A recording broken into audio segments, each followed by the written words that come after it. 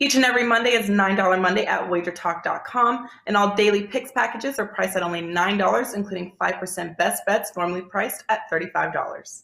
As an added bonus, any picks packages loaded early for overnight Tuesday or action during the week will also be priced at $9 until midnight on Monday. So make sure to take advantage of getting these $25 and $35 picks for only $9 before the clock strikes 12 and they return to regular price.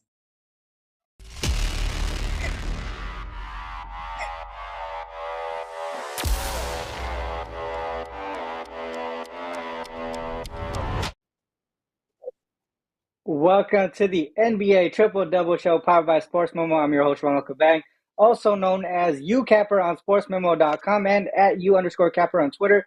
We got Moneyline Matt and the one and only Joe D'Amico joining me today. We will be breaking down 3 games from today's 7-game slate. But before we get into those games, I do want to talk about some of the promos we got going on at SportsMemo.com. It is Monday, January 23rd, so that means it is $9 Monday over at the site. All picks and packages from all of your favorite Sports Memo handicappers, just $9. Picks and packages for college basketball, NHL, NBA, soccer, all that stuff is already up. I think there's even some NFL conference championship games already up as well. So head over to the site. One more thing to talk about as well. Promo code 77 is still available for myself and Moneyline Matt. 7-day all-access pass for $49 from either myself or Matt. You can use it for both of us if you want. Both of us obviously handicap more than just NBA. For instance, I just found out yesterday that I'm currently top college basketball capper over at sportsmemo.com this season. And you can grab all of our plays for the next 7 days at just $7 a day. Make sure to check out the site daily for the promos. Tomorrow, Joe D'Amico will be one of the $2 Tuesday handicappers. He has a play on the conference championship game as well this weekend. All these amazing promos over at sportsmemo.com. Make sure to check out the site on a daily basis. See what we got going on. Also, please make sure to hit the like and subscribe button before you go. It only takes a couple of clicks, and it helps our show grow tremendously. With that said, let us get Moneyline Matt and Joe D'Amico in the panel. How are you guys doing?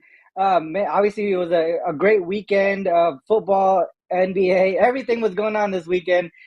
Joe, I know you do everything from football, NFL, college basketball, and all that stuff. How was your weekend? Great weekend. Swept the board again, going 4-0 on sides in the NFL. I had an issue with the totals. I always talk more about the losses than the wins. Ronald, let me put it this way. I'm sure everybody out there can remember every bad date they ever had, but they don't remember every good date they ever had. So when you win as much as we do here at Sports Memo and Wager Talk, it's the losses that stick in your craw. Another 4-0 with the sides in the divisional round. I had a great weekend with the sides.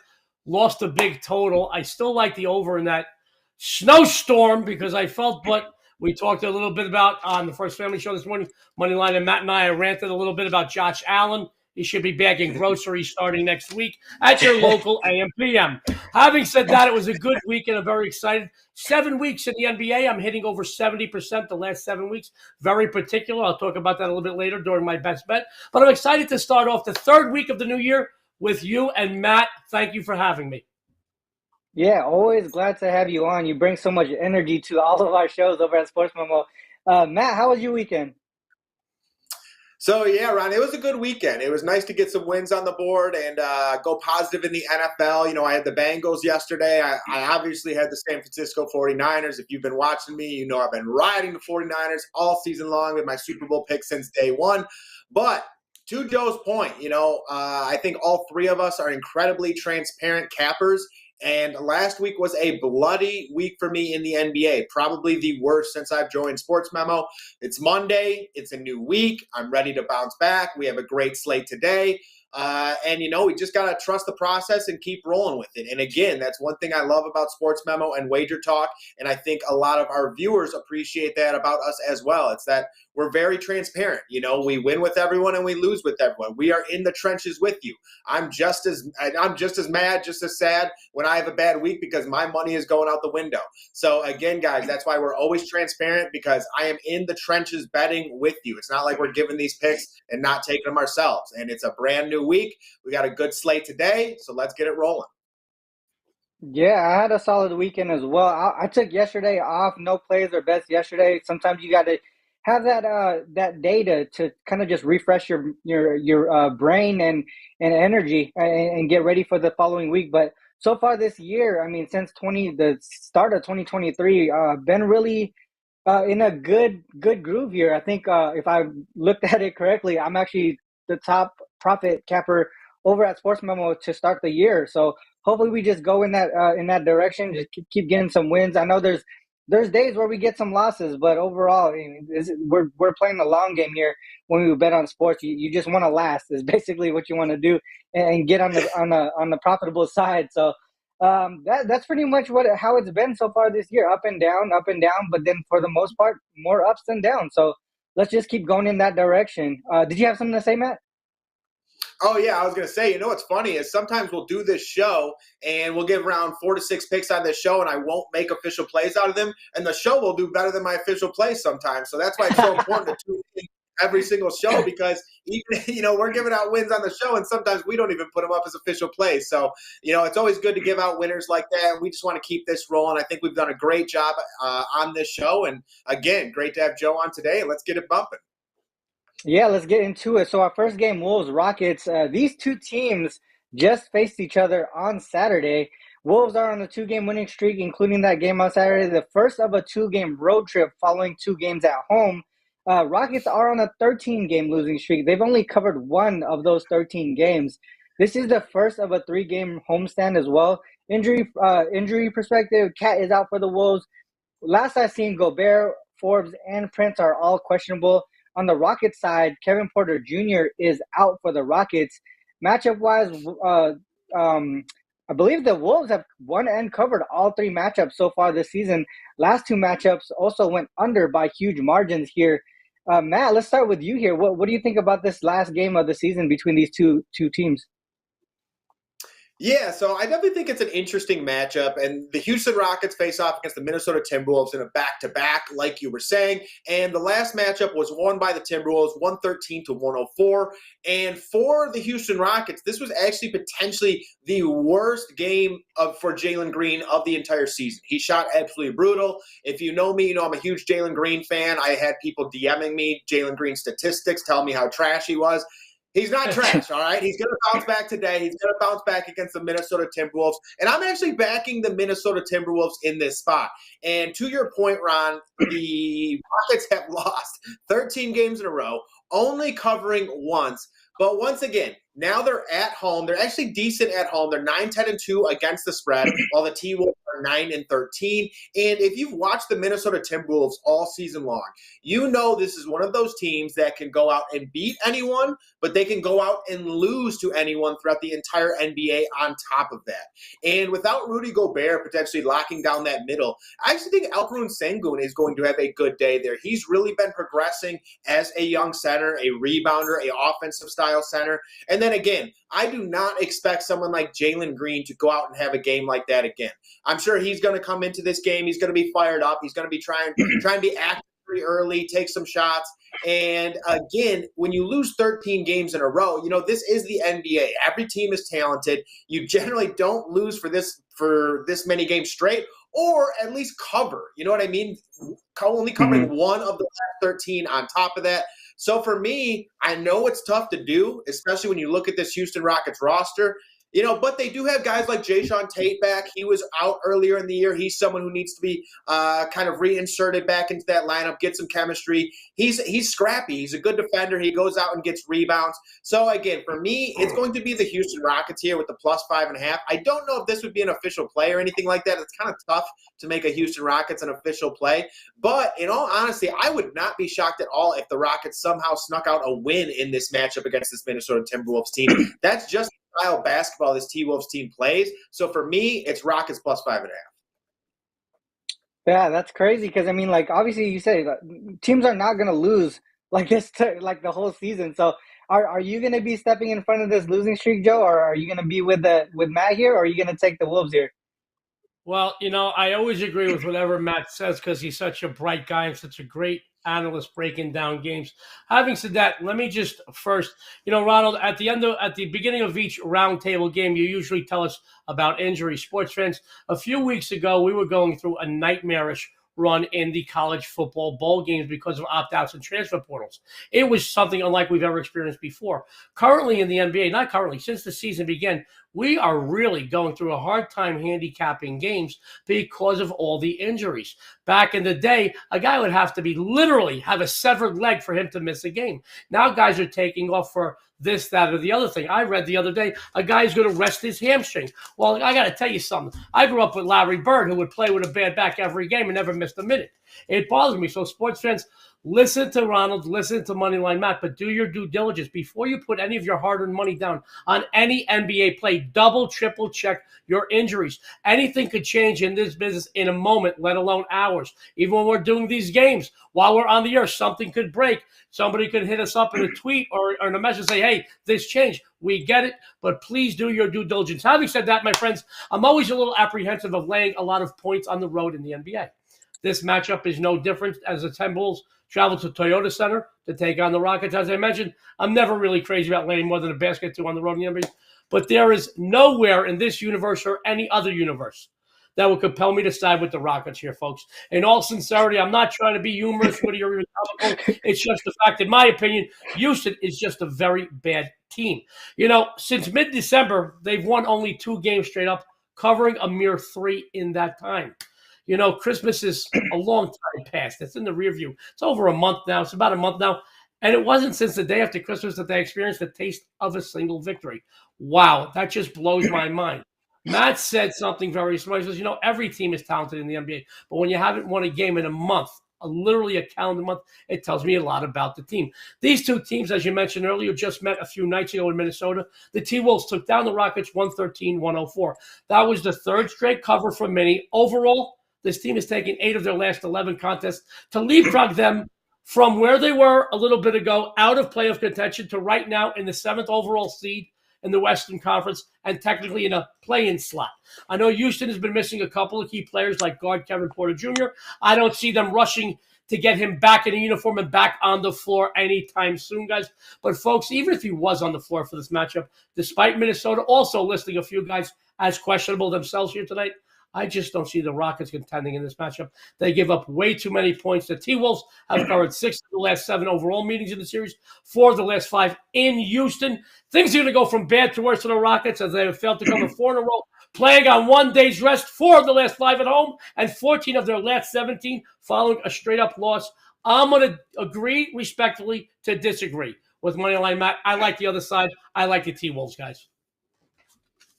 Yeah, so I guess I'm the tiebreaker here. I'm Matt. You're my co-host every Monday, Wednesday, and Friday, but I gotta go with Joe with this one. This season, I mean, this is one thing that I was looking at. This season, there's been a lot of games where two teams play each other 2 games in a row, and I wanted to see how teams do that won the first game in the second game. For the most part, the team that's winning that first game, they're actually winning and covering at a high rate on that second game, 27-14 straight up.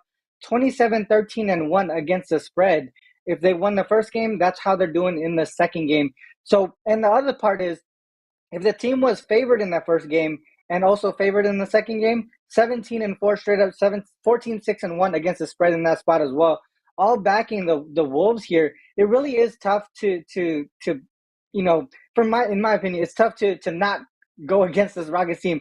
At some point, the Rockets will be a bet on team. There's going to be a point where the books over-adjust the line and all that stuff. But I think in this spot here, the Wolves already taking care of business 3 games out of the 4 matchups this season.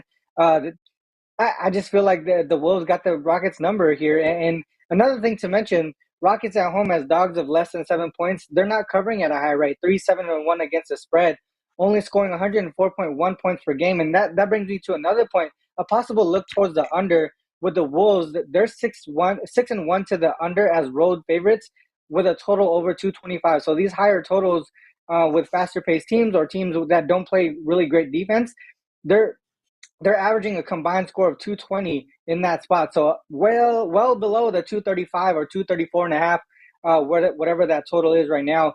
So I would look towards the Wolves and the under. I'm not 100% sure if I'm going to be betting these, but those would be the only two ways that I look there. I think one thing that one player that Matt mentioned, Şengün, I think he might be the top prop guy to look at in this spot, especially if Gobert is still hobbled. Cat obviously out. He's going to have a lot of room to move and maneuver in the paint. I called him. I don't know, Matt. Maybe you're in agreement with me, but he kind of looks like a little baby Joker with how he's able to facilitate through the post. I think it's a smart move for the Rockets, really running their offense through him in the last few games, and hopefully they continue to do that. Any last comments on this game before we move to the next one? No, Yeah, I totally agree with you on that Şengün prop line and everything like that. Maybe a PRA, something along those lines, because that's one thing with this Houston Rockets team is without Kevin Porter Jr., they don't have a true ball handler or someone who is a true point guard, essentially. And even KPJ really isn't exactly a true point guard. Yeah. But for the Rockets, that's really all they have, though. So now I totally agree. I think they need to play through Şengün, play inside-out style basketball, because he is one of probably their best facilitators at this point in time. Mm-hmm. Definitely agree. Let's move on to this next one here, the Hawks and the Bulls. Hawks are coming off an outright loss as 7.5-point faves to the Hornets on Saturday. Prior to that, though, they were on a pretty good streak, 5 wins in a row there. Hawks are playing their first game of a 2-game road trip. The Bulls, they've won 2 straight, including that big win over the Pistons in Paris. I think they won by over double digits. This is the first leg of back-to-back home-to-road games, though. They got the Pacers on deck tomorrow. To me, this seems like a bad travel spot coming from Paris, and then a back-to-back game. It's pretty tough, but from an injury standpoint, Bogdanović is questionable. Javonte Green and Lonzo Ball are out for the Bulls. Dragic is questionable for the Bulls. As far as matchups, they split their two matchups so far this season. Both games were in Atlanta. Both times the Bulls covered, winning the last one outright as 5-point dogs. Now they're favorites here. To me, I don't know how we take it's tough. And I think the Bulls are the better team overall, but this is just a tough travel spot. How do you guys look into this here coming from Paris? There's a 3-day rest period between coming from Paris, and we don't know if they stayed an extra day to hang out with their family, or because you're in Paris, what are you gonna do? You know what I mean? Like, you're not gonna stay there for one day and then leave. Joe, what do you think about this one? Well, Ronald, you made a couple of really good points. I'm going to touch on a few of those. My friends, I get up very early in the morning. As a matter of fact, I get up while farmers and meth cooks are still fast asleep in their beds. That's how early I get up. And I can tell you that the early money came in on Chicago Bulls here. And why not? Guys, on paper, Ronald mentioned the Bulls are the smarter play. But I've said it before, and I'm going to say it again. Pro basketball is not played on paper. It's played on the hardwood. This is Chicago's first game since the January 19 contest in which they won and covered 126-108 over a very poor Detroit opponent. That game, as Ronald mentioned, was played in Paris, France. I do expect this team to have a little bit of jet lag here, guys. Now, as of this morning, Bogdanović, Ronald mentioned as well, is listed as questionable. Many of you know he missed the last game due to a knee issue. Rumor has it he's going to shoot up and play here. But that is just a rumor prior to this show beginning. Once again, always do your due diligence, guys. Always do your due diligence, folks, and check injuries prior to putting in any wagers, particularly in the NBA, where we all know anything could happen on any given day. Having said all that, traditionally, I look to fade the Hawks on the road. Well, they've covered 3 of the last 4 away from home coming into this matchup. Not only that, but they've been money overall. They're getting hot for us bettors, covering 4 of their last 5. Their last game, a Saturday night loss at home, 122-118 at the hands of the Hornets, tells me this team is going to bounce back very strongly here, gentlemen. Yeah, they usually do after a tough loss. I looked at their record this season, even going back to last season, because I really wanted to talk a lot in detail about this game. And I will tell you, after a tough loss, this team is very good in bounce back mode, especially against the number. Guys, having said all that, they've taken 2 of the last 3 meetings with the Bulls straight up. Looking at the 2 most recent meetings, both of December, Atlanta took a 1-point overtime victory at home and then a 2-point loss 10 days later, also at home. These squads play one another very tough, guys. I expect a very physical game. which does benefit both because they both rank in the top 5 in the NBA in free throw percentage. I put a lot of stock on free throw percentage, especially in the Eastern Conference where you see a lot more physical play. My friends, I do think there is a big mismatch here which will benefit the Hawks, and that's in fact as they counter Chicago's very good three-point shooting offense with the 4th-ranked three-point defense in the league. The Bulls, my friends, they heavily rely on shooting from beyond the arc and scoring from beyond the arc. Playing this defense is going to negate a lot of their scoring. I'm going to tell you right now, as I mentioned at the beginning of the breakdown, I feel Chicago is going to be a little fatigued, a little jet lagged. By the way, Atlanta, pretty good playing off 1 day's rest, covering 4 of the last 5 in that situation. I'm going to go against the grain. Early money came in Chicago. I'm taking the Hawks here, sports fans. That's a good point. That's a good point there. It's tough. I mean, this is a bad travel spot for the Hawks and fatigue spot as well. They played a lot of games in the last week or so, while the Bulls only played 2 in the last like 4 days or 5 days or whatever. But I think, I mean, coming from Paris, it just seems like it's so tough to be ready to play in a short span of time. What do you think about this, Matt?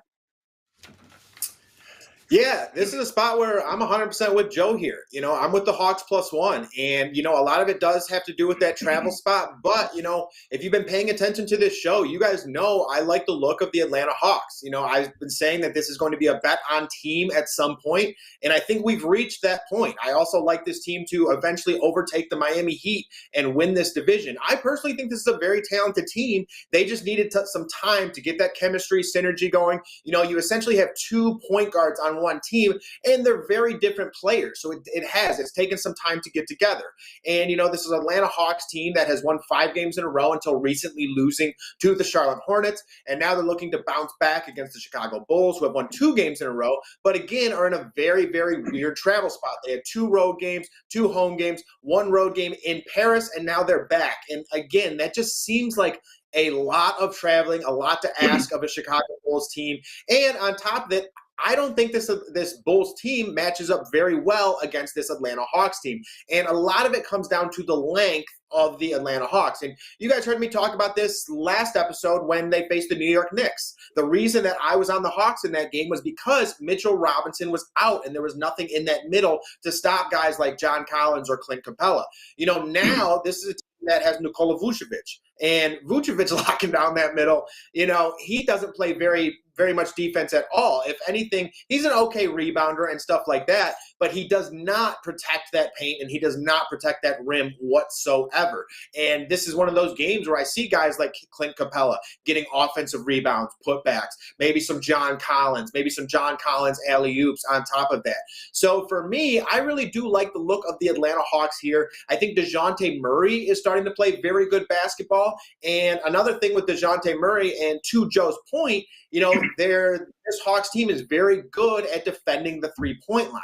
And that's because you have players like DeJounte Murray, who's very good at on-ball defense. He's very good at getting up in your face, shot contesting. Then you also have someone like DeAndre Hunter. DeAndre Hunter, a very long, lengthy defender, someone who can guard DeMar DeRozan and probably make things tougher on him. And then, of course, you have John Collins as well. So this is just an Atlanta Hawks team where outside of Trae Young, they're very, very long. They're solid at rebounding. They're solid at defense. And I think that's how they beat the Chicago Bulls tonight. I think they beat them on the boards. I think they crash the glass. And I think they get more second chance points than that of the Chicago Bulls. So that's why I'm going with the Atlanta Hawks tonight. I like it. So Joe and Matt in agreement there. One thing that I looked at on the Hawks side here is that this is actually a bad travel spot where they don't perform well. Playing on the road following a home game, they're only 3-8 straight up, 1-10 against the spread. But I think Joe is right. I think there's a point here. Joe and Matt is right that they're gonna be a bet on team. And right now they've been on a good streak as road dogs. They beat outright the Kings, Clippers, Raptors, and Mavs in that spot, the last 4 situations as road dogs. So this might be that situation where they could take advantage of the tough travel spot for the Bulls. I will have the total as my best bet, so I'll get into that later on in the show. But for now, I would agree with Matt and Joe here. I think the Hawks might be the side.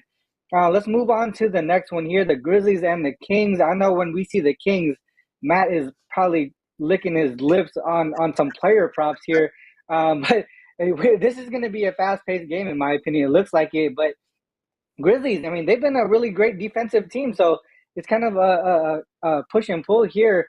Grizzlies on a 2-game losing streak after last night outright loss to the Suns. This is the third of a 5-game road trip, also second leg of back-to-back games, so some fatigue there on that side.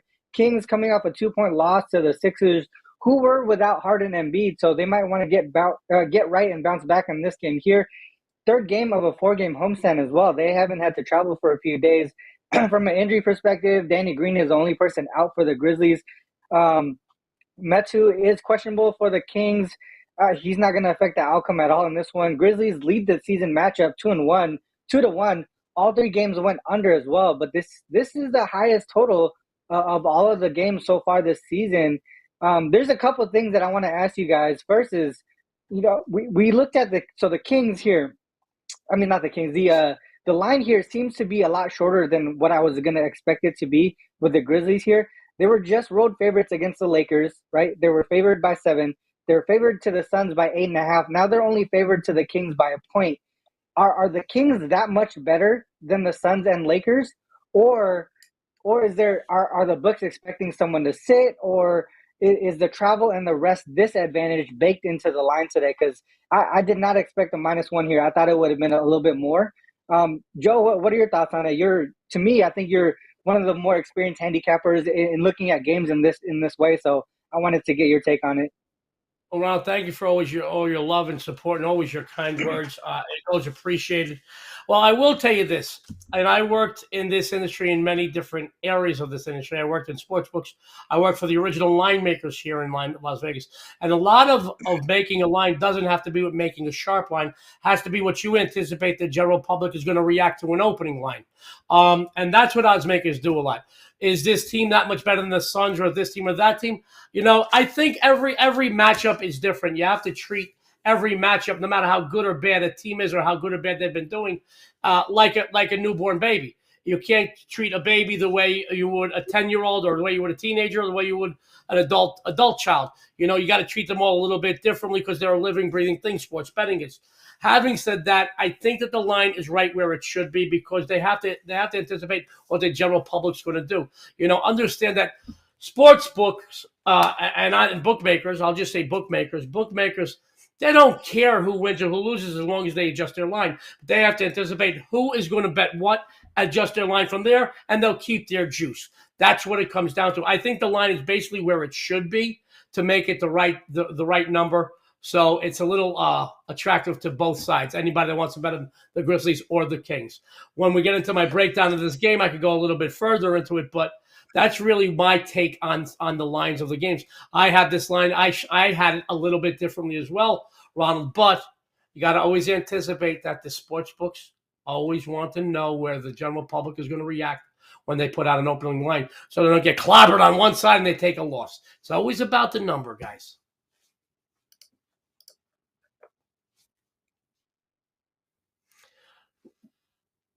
Ronald, I think your mic is muted. That's the reason why. That's the reason why I wanted to go to you, Joe, because of your experience over with the books, working with the books, and just overall knowledge of the game. I think you bring so much to the table when you come onto the show, and I love asking questions like that to you because that's some of the information you won't get on any other shows. Like, who else is going to be able to have that type of experience? So I think that's a great answer. It's always tough when your line is so much off than what the odds makers has because you start to question things. But go ahead and get into your breakdown, Joe. What do you think about this game? Well, I'm glad you asked that, Ronald, because I really do like this game. Guys, coming off, as Ronald mentioned earlier, a very draining, both mentally and physically, a draining 2-point loss in Phoenix the other night is going to prove fatal for Memphis here tonight. The Grizzlies were down 62-35 at the half last night when then outplayed the Suns, only to fall short by just 2 points, 112-110. This team is going to come in here tired, fatigued, and also mentally exhausted. Making them a favorite on the road, I feel, is a mistake. Sacramento enters this matchup following their 129-127 loss at home at the hands of Philly, which did snap their 6 games straight up and against the spread hot streak. Now, at the very worst, depending on when you did play the game, They were either on a 6-game hot streak against the number or went 5-0-1, depending on when you played that game yesterday. But let me keep going. A few days ago, but let me keep going. I know overall the Grizzlies have dominated the Kings, but I just like the situation here for the home team sack, though. I really do. Their offense is clicking on all cylinders. Guys, they topped the NBA in scoring, averaging over 120 points per game. I know the defense, to say the least, leaves a lot to be desired, and they will give up points to the 5th-ranked scoring offense of Memphis. But a lot of the Grizzlies' success on the scoreboard comes from what? Their ability to rebound. They own the top 5 offensive rebounding core, but the Kings are pretty darn good on the defensive board, so I think that's going to slow them down a bit. And I think it's going to be a problem for them tonight, Ronald. I like Sacramento bouncing back at home over a visiting mentally and physically drained Memphis team. I'm going to take the Kings here, and if you do too, you're going to be treated like royalty. I promise you that. I like them. I think the line is a little bit off. I really do. But to answer your original question also, Ronald, playing in the middle of this road trip, that draining loss last night. And, a lot of teams better than the Grizzlies would take them a few days to get back on track, to not just get their legs come the second half of a matchup, but get it back here mentally. That was a tough loss for them, Ronald. And the guys, even pro teams are not above taking one on the chin after a big mental beating like I think they took last night. Yeah, that's a good point. What do you think about that, Matt? I mean, obviously the second of back-to-back, they lost to a Suns team that they probably thought they were going to win pretty easily, and they just got kind of surprised there towards the end of the game. But, what do you think about this game here? Yeah, and in all honesty, I'm with Joe again. I'm actually with the Sacramento Kings here, and I think it's one of those spots where it's somewhat tough to take the Sacramento Kings because when you look at it on paper, these are two teams who are very fast in pace. The Kings are 5th in pace and the Grizzlies are 6th in pace. And on top of that, the Memphis Grizzlies are the top defending team throughout the entire NBA. But a lot of this does come down to the travel. A lot of this does come down to the past games. They went into overtime with the Los Angeles Lakers. Or no, that wasn't in overtime. They lost at the last second against the Los Angeles Lakers, giving up a significant lead in the last minute. Then they lose to the Phoenix Suns again on the road, and they're in a back-to-back. And then on top of that, they play the Golden State Warriors on Wednesday, who we know how the Memphis Grizzlies like to play the Golden State Warriors. That's a game where they always get up for somewhat of a rivalry, between Steph and Ja, kind of all over the place. And that could be somewhat of a look-ahead spot on top of that. And then also, when I look at this line, like kind of what you guys brought up earlier, this line kind of stinks to me. This line wants people to take the Memphis Grizzlies, essentially. So for me, I'm actually going the opposite way, and I'm going the Sacramento Kings here. This Kings team has proven that they can play with any team throughout the entire NBA, and stylistically, these are two very similar teams. And, Domantas Sabonis is back, locked in on that lineup. He's facilitating all over the court.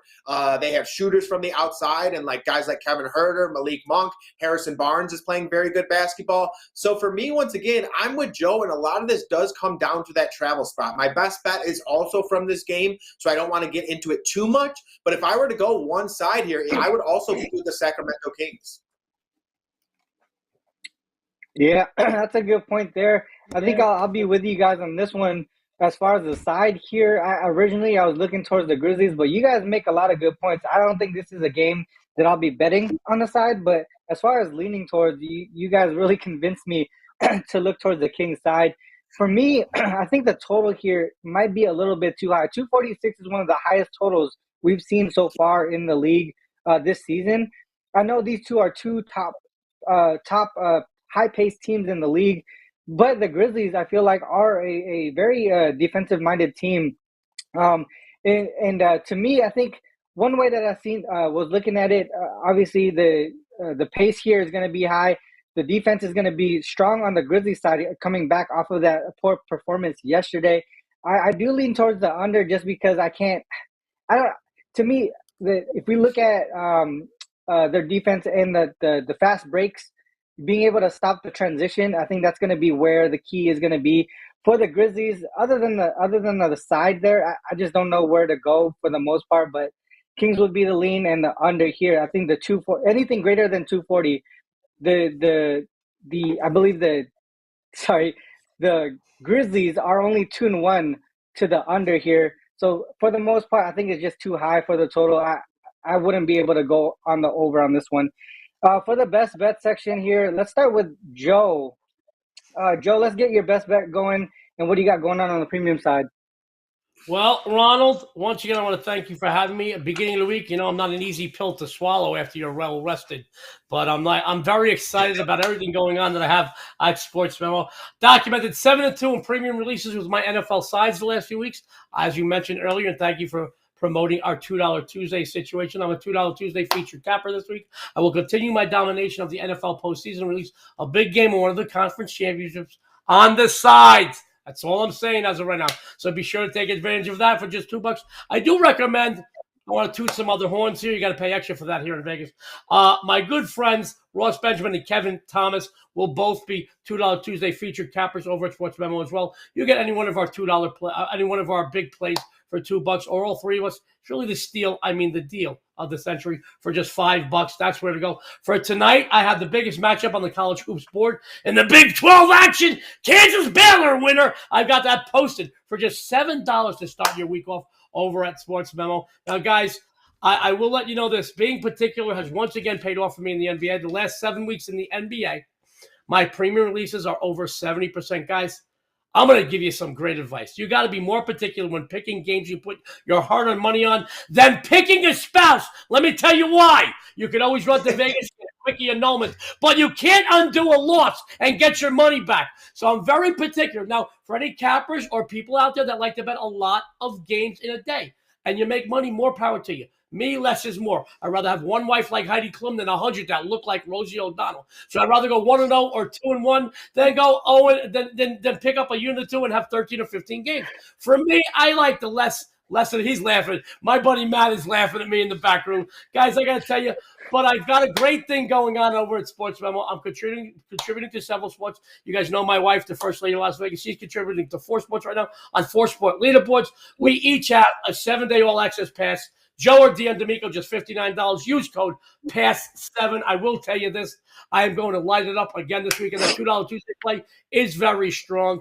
Guys, the lines in the NFL Conference Championships have settled, so that game will be up by tomorrow morning. Having said that, my best bet, Ronald Matt, sports fans, I am excited, so excited. You're not going to need a Viagra tonight. I promise you that. Guys, I'm not looking to take away anything from the Boston Celtics. You can't deny the fact that they own the best overall record in the NBA right now.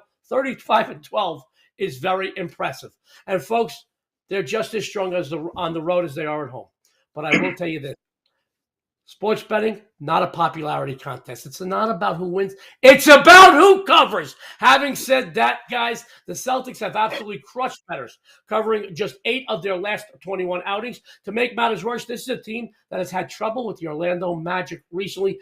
Put a pin in that, folks. We're going to come back around to Orlando. Let's face it. They're bottom of the barrel in the NBA. Just 17-29. And to be honest with you, the rest of their season doesn't look too bright. As a matter of fact, guys, it's downright ugly. I'll tell you that. Speaking about Rosie O'Donnell. All right. But, and you all know how much I like a very big but. Since the first week of December, this team has gotten anyone who bets on them. You know what they've gotten? They've gotten them paid. They've covered 16 of the last 22. This does include 8 of their last 11 at the Amway Center. If you look at this rivalry, these two teams have met 3 times this season, all between October and December, with the Magic covering all 3 meetings, taking the last 2 where? Straight up. They've been a thorn in the side of the Celtics. Now, I know Boston has been a little banged up lately, and they should see the return of a couple of key players here. By the way, folks, always do your due diligence. I'm going to say it again. Check the status of these injured players, particularly in the NBA, where from one moment to another, you never know who's going to suit up, who's going to play and who's not. Having said that, back to the free play breakdown. I just don't see this team laying this much wood against a very game opponent, which has had their way with them recently. You know, just looking at the schedule over the next few games, guys, Boston has to play Miami, which leads the Southeast, their hated rival New York, and then LeBron in LA. For all the reasons I just mentioned already, I like the home dog here, but you may also see the Celtics get caught looking ahead a little bit in this game, and they might take it a little lightly as well. By the way, guys, one more item. Orlando has covered 4 of the last 5 following a straight-up loss. Take the points with the Magic and make your bookies' money disappear. All right, Joe. Look at that, man. So much energy in that breakdown. I hope you guys' speakers didn't break. But I think one thing, Joe, I was actually on those 2 games where Orlando beat the Celtics back-to-back games. So I like this look a lot. Actually, was gonna be my best bet before you took it. So I'm definitely in agreement there. Matt, what's up with you? What's your best bet for today's show? And also, what do you got going on the premium side? Yeah, so for the premium side, I have not loaded anything just yet, but right after this show, I will definitely get all of my NBA plays loaded. And you already know I'm going to be playing both the conference championship NFL games. So we'll get those loaded as it comes closer to the weekend, and we'll definitely have the NBA plays loaded tonight. So head over to SportsMemo. Big bounce back week about to happen. And tonight's best bet. All right, right now we are 14-5 over our last 19 best bets. We need one more to make it 75% over our last 20. And the guy to get it done for us is going to be Ja Morant over 36.5 points plus assists. Because you guys know, Ron even said it. I'm always licking my lips when I see the Kings, Grizzlies matchup, any of those fast-paced, high-total spots. Goes back to my old DFS days. But Ja Morant going on the road here. This is a 246.5 total. Again, Grizzlies run the 5th highest pace throughout the NBA, and the Kings run the 6th. But the only thing, the difference between these two teams is the Kings have the 25th rated defense throughout the entire NBA, and I think this makes for a great spot for Ja Morant to get right and hit this over here. In addition to that, over the last 3 games, Ja Morant has missed his point prop at 27.5 or 28.5, a very rare thing for him to do. This Grizzlies team has lost 2 games in a row on top of that by a total of 3 points. And when stuff like that happens, again, you guys have heard me talk about this, you look to the team leader. That is Ja Morant. Ja Morant loves playing the Sacramento Kings on top of that. His last 3 games against the King, he had 22 points and 6 assists. That's a miss, obviously. But then his last 2, 34 points and 6 assists, 35 points and 5 assists. This is what I expect from Ja Morant tonight. Ja Morant has failed to hit 30 points in 5 straight games, tying his longest stretch of the season. Last time he missed 5 straight games of 30 points, he smashed going out for 35 plus. I think the same thing happens today. It's very rare for Ja not to go off within 6 games. And now tonight, he faces a Sacramento Kings team who is very weak on the interior. Domantas Sabonis, a very nice player, very nice on the offensive end. They run everything through him, nice facilitator, rebounder, but not the best at protecting the rim.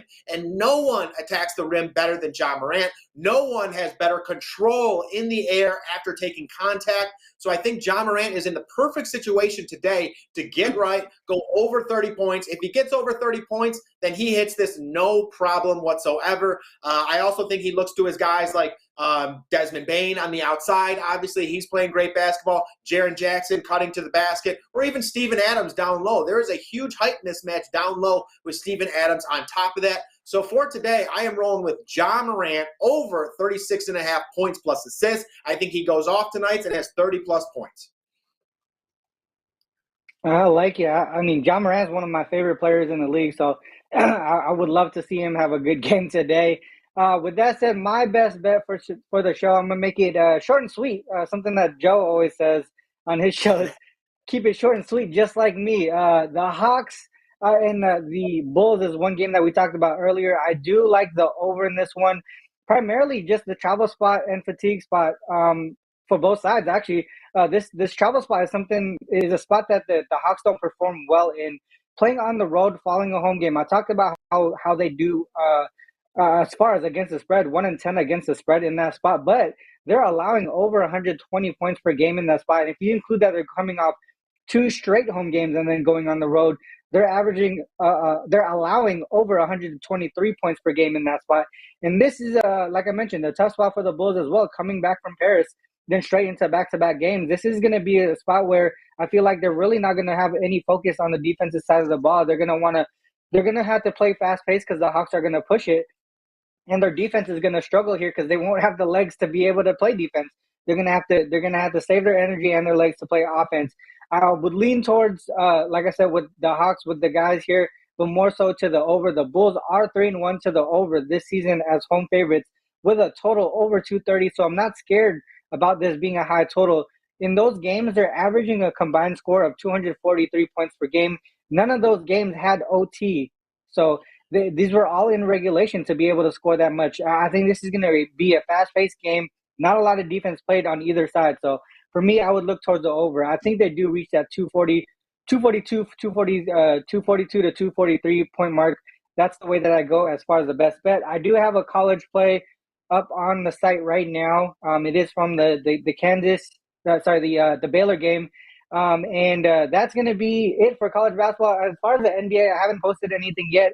One thing that Joe mentioned earlier is the injury report and the status of all these players kind of being I think it's better to take them later so far in the NBA season, especially this late in the season and a whole bunch of teams in bad travel spots. We don't know who's sitting and who's not. So I'm waiting for status reports before I start playing my NBA bets today. With that said, obviously Monday, I said earlier, Monday is $9 Monday over on the site, sportsmemo.com. Make sure you head over there. We also have that 7 promo code for myself and Moneyline Matt, 7-day all access package for just $49. And obviously head back over to sportsmemo.com for tomorrow, $2 Tuesday, where you can get Joe's top college NFL conference championship game for this weekend. With that said, guys, next show is on Wednesday, 10 a.m. Pacific Standard Time on the same channel here. Good luck with all your action till then. Peace. Each and every Monday is $9 Monday at wagertalk.com, and all daily picks packages are priced at only $9, including 5% best bets, normally priced at $35. As an added bonus, any picks packages loaded early for overnight Tuesday or action during the week will also be priced at $9 until midnight on Monday. So make sure to take advantage of getting these $25 and $35 picks for only $9 before the clock strikes 12 and they return to regular price.